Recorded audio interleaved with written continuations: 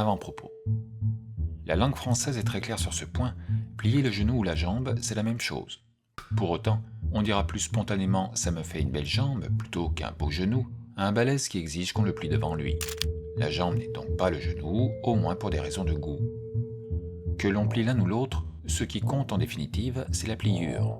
Il est vrai que, sans elle, prendre une pause demanderait un effort, et passer un obstacle serait un obstacle, en tout cas selon les cas.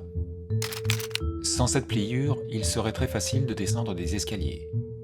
Par contre, faire un grand pas resterait à jamais un rêve de l'humanité. Prendre la jambe pour le genou n'est donc pas grave, du moment que l'enjeu est clair. Rappelons toutefois qu'être mou du genou ne concerne pas la jambe, alors qu'une partie de jambe en l'air implique nécessairement les genoux. Que l'on préfère voir les choses sous l'angle de la jambe plutôt que du genou, il reste que, sans ce dernier, non seulement marcher avec style serait difficile, mais cet épisode aurait connu un tout autre développement.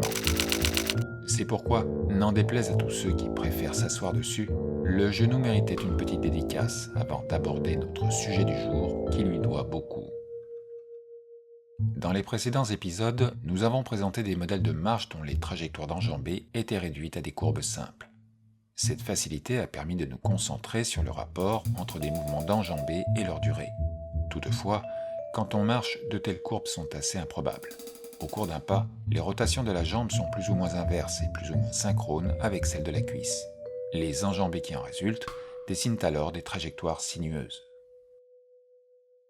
On peut sommairement réduire une marche à deux moments principaux, l'appui et l'enjambée, qui correspondent à l'oscillation de la cuisse, son va-et-vient avant-arrière à chaque pas.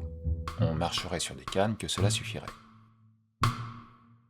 La présence du genou permet de plier la jambe, subdivisant ainsi le moment d'enjambée en deux moments secondaires. Un premier où le pied se lève, un second où il se pose. Ce système dessine naturellement une trajectoire d'enjambée en forme de dent de requin, dont on peut distinguer trois variantes, une première symétrique et deux autres portées l'une vers l'avant et la seconde vers l'arrière. En mixant ces modèles, on peut en obtenir d'autres, comme ce modèle symétrique en forme de molaire. Tels quels, ces modèles sont très excessifs et mécaniques, mais il s'agit de les reconnaître dans des marches plus discrètes. Pour l'instant, notons la présence de pointes dans les trajectoires. Ce sont des points d'inflexion qui apparaissent quand la cuisse et la jambe inversent leur rotation.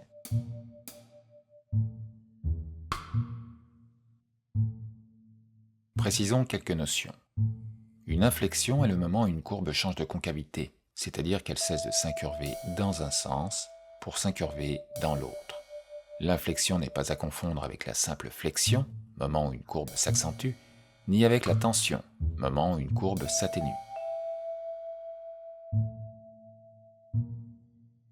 Une ligne sinueuse présente des points de flexion, d'inflexion et de tension, instant précis où l'on passe d'une accentuation à une atténuation, d'une concavité à une autre, d'une atténuation à une accentuation.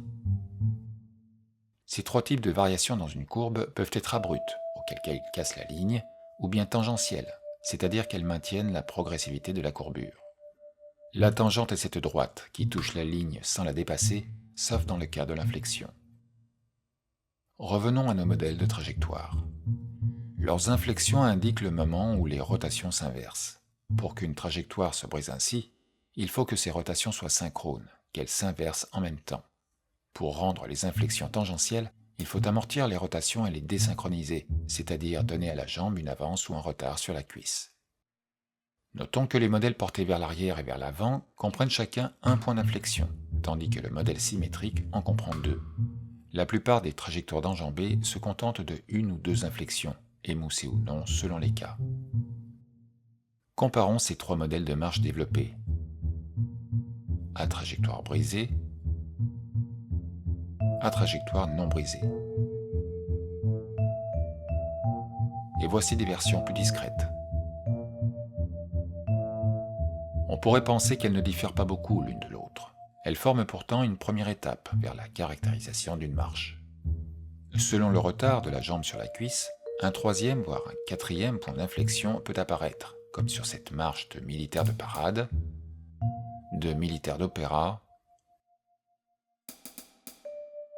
ou disons de patineur. À chaque fois, la trajectoire résulte d'un mix entre les modèles de base. Selon les cas, ce mix impose au pied une ou deux étapes intermédiaires entre le levé et le posé.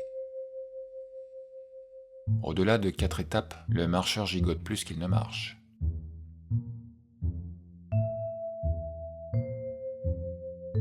Avec seulement 2 inflexions, on fait déjà beaucoup de choses, comme franchir des petites haies ou bien repousser les ballons qu'on vous jette dessus. Il est donc inutile de multiplier les inflexions, sauf à vouloir animer une marche chaotique. Mais les oublier, c'est réduire la trajectoire d'enjambée à une courbe aussi peu spontanée qu'une forme cubique ou on ne sait quoi. Ceci dit, une trajectoire en arc de cercle est très pratique pour éviter les boules de bowling. Tandis qu'une trajectoire triangulaire permet d'éviter des triangles. En animation, on fait ce qu'on veut. Ou presque. On renoncera en effet aux cercles complets ou aux triangles inversés, qui ne permettent pas d'aller bien loin. Dans un prochain épisode, nous étudierons la trajectoire d'enjambée que dessine une course.